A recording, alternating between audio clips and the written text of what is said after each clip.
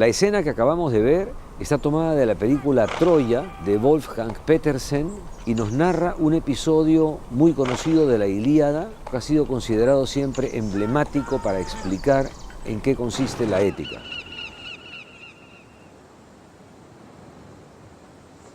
Aquiles, dolido y enfurecido por la muerte de su amigo Patroclo en manos de Héctor, lo reta a un duelo personal ante las puertas de la muralla y le da muerte en esa pelea.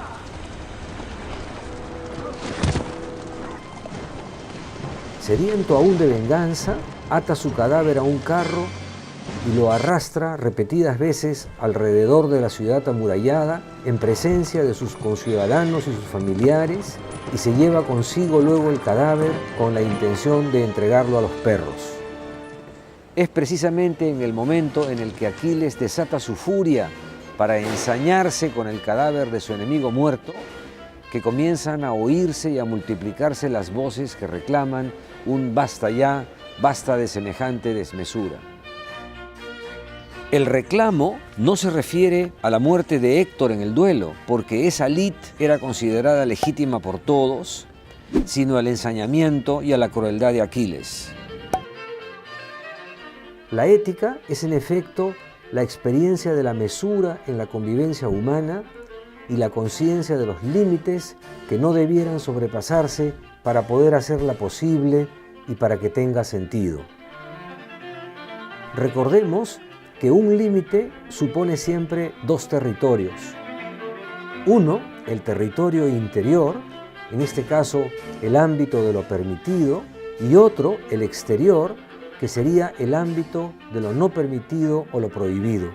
Por eso decimos que de un lado tenemos la desmesura o la crueldad de Aquiles, del otro, en cambio, la mesura o el sentido de lo correcto o lo deseable en la vida.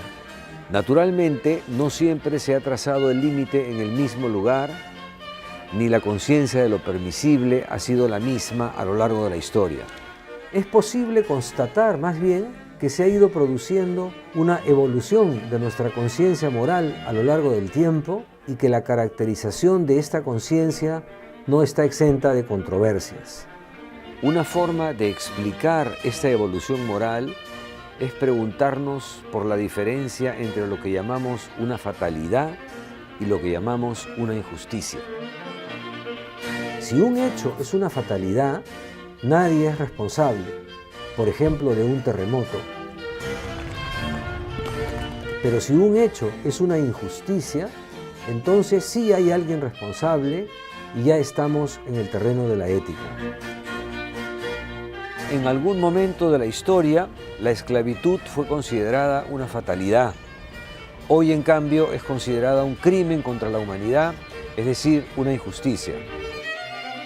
Resulta que a lo largo de la historia se ha ido desplazando la frontera entre la injusticia y la fatalidad.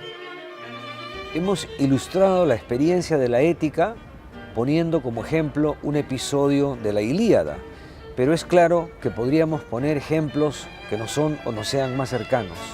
Pensemos por su gravedad en la dolorosa experiencia del conflicto armado que vivió el Perú, en el que se produjo una flagrante transgresión de los límites de la convivencia social y del respeto a la vida humana. Las imágenes desgarradoras que nos ha transmitido el informe final de la Comisión de la Verdad y Reconciliación nos señalan los límites de la convivencia que nunca debiéramos haber permitido sobrepasar.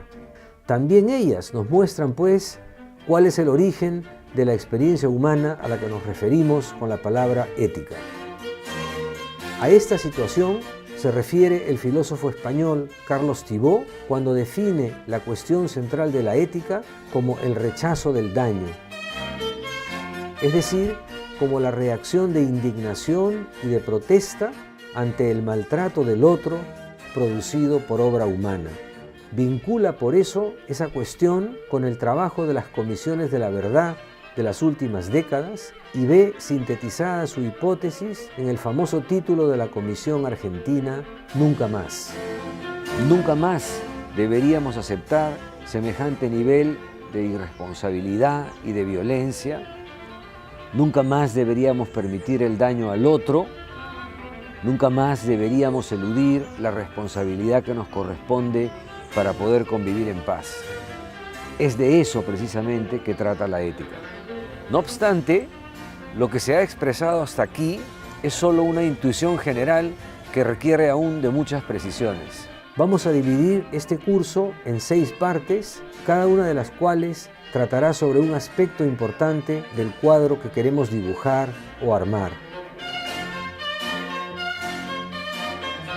Lo que hemos visto en esta primera clase es simplemente a qué experiencia humana nos referimos cuando hablamos de ética y a la conciencia de la mesura o del sentido de la vida que implica el trazado de ciertos límites que no deben sobrepasarse. No es una conciencia meramente teórica, sino una que involucra nuestras emociones, particularmente la indignación, y que no siempre es explicable en términos racionales. En una próxima clase nos ocuparemos más directamente sobre los usos que hacemos de la palabra ética en nuestro lenguaje cotidiano y veremos que también de allí podemos extraer lecciones que nos ayuden a comprender mejor su sentido.